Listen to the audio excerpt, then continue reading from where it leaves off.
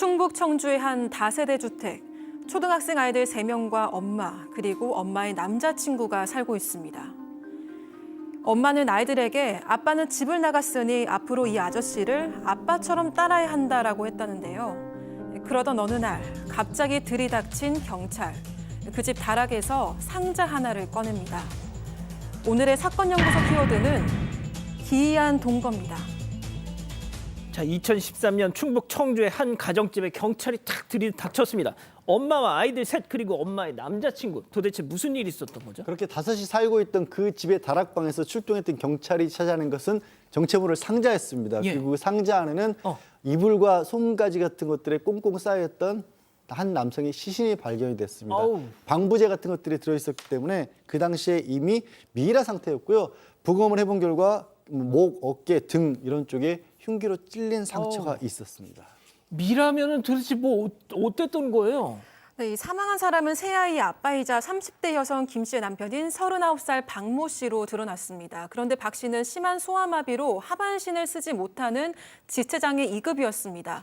그렇다면 별다른 저항도 할 수 없는 박 씨를 이토록 끔찍하게 살해하고 또 시신을 유기한 건 누구인가라는 질문이 나오는데요. 그렇죠. 가장 유력한 용의자는 바로 시신이 나온 집에 살고 있었던 사람이었고 경찰은 일단 숨진 박 씨 아내 김 씨 그리고 김 씨의 내연남인 정 씨를 붙잡았습니다.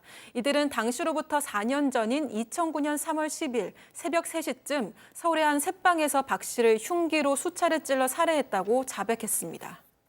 아니, 오 교수님, 숨진 사람은 남편이고 범행을 실토한 건 아내와 아내의 내연남. 이게 어떻게 된 겁니까? 이게 이제 이 김 씨 같은 경우는 결혼 생활 내내 이 남편이 지속적으로 폭력을 휘둘렀고요. 그리고 이제 상당히 경제적인 여건도 좋지 않았던 것 같습니다. 그래서 이 여성, 이 김 씨에게는 온라인으로 채팅하는 것이 상당히 유일한 피난처였는데 사실 거기서 만나는 남자들이 다 다정할 수밖에 없죠. 그 중에 이제 한 명이 바로 이 내연남 정 씨였던 겁니다. 그래서 이제 온라인 채팅을 갖다가 이제 벗어나서 아예 그냥 직접 얼굴을 갖다가 맞다는 그런 어떤 상황이 됐고, 그래서 이제 두 사람 간에 있어서는 바로 이제 내연 관계로 발전을 했는데요.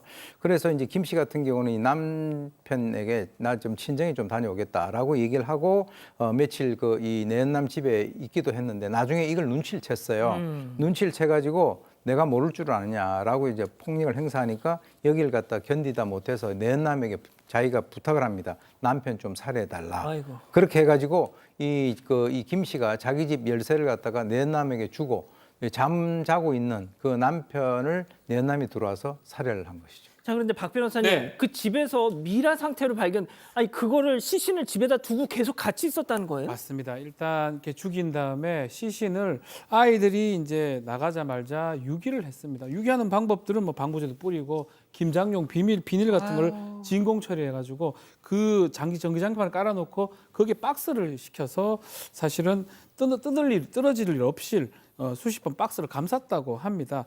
그러고 나서는 이제 내연남 고향의 아이들하고 같이 내려갔다고 하고요. 결국 미라가 된 이 남편하고는 4년 동안 동거가 이루어졌다고 합니다. 자, 양 변호사님, 하루아침에 아빠가 없어졌고 어떤 아저씨가 들어와서 같이 살고 갑자기 또 이사를 가고 이상하잖아요. 아이들이 이상하게 생각할까 봐 이렇게 얘기를 했대요. 아빠가 우리를 버리고 나갔다. 그러니까 이제부터는 이 아저씨를 따라야 한다라면서 이사를 갔고 저 시신을 감춰뒀던 다락방에는 아이들이 절대 접근하지 못하도록 했다고 합니다. 그럼 생활은 어떻게 했냐?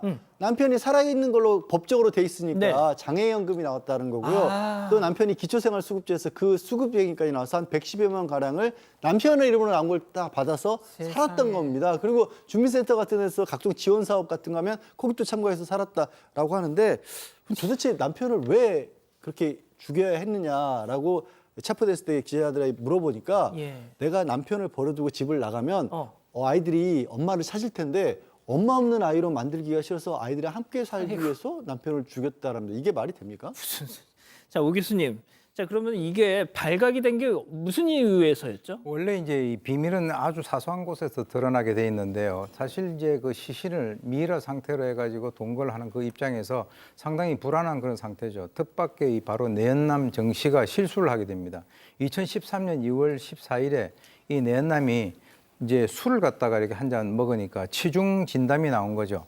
자기 그 후배들이 있는 데서 시신도 옮기는 걸 좀 도와달라 이렇게 부탁을 합니다. 그러니까 이제 이 부탁을 받은 그 후배가 상당히 고민에 빠졌죠. 그러다가 결국 2월 19일 날 바로 이제 경찰에다가 4년 전 서울에서 내연녀 남편을 살해하고 시신을 집에 보관을 하고 있는 사람이 있다라고 신고를 하게 되는데요.